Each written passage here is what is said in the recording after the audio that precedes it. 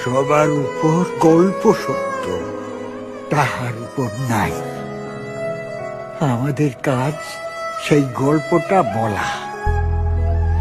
সিনেমায় না পারি,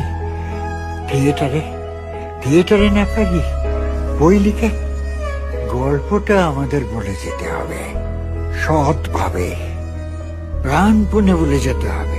একজন দর্শক থাকলেও তার জন্য বলতে হবে নন্দ, তার জন্যও বলতে হবে সমান নিষ্ঠায়, সমান শক্তিতে লিখে যেতে হবে, বলে যেতে হবে, ছবি করে যেতে হবে। শোন, গল্প বলার কোনো সুযোগ কোনোদিন ছাড়বি না। কেউ তো বলতে পারে না। একজনের জন্য যেটা তুই লিখলি সেটাই হয়তো হয়ে গেল তোর মাস্টারপিস।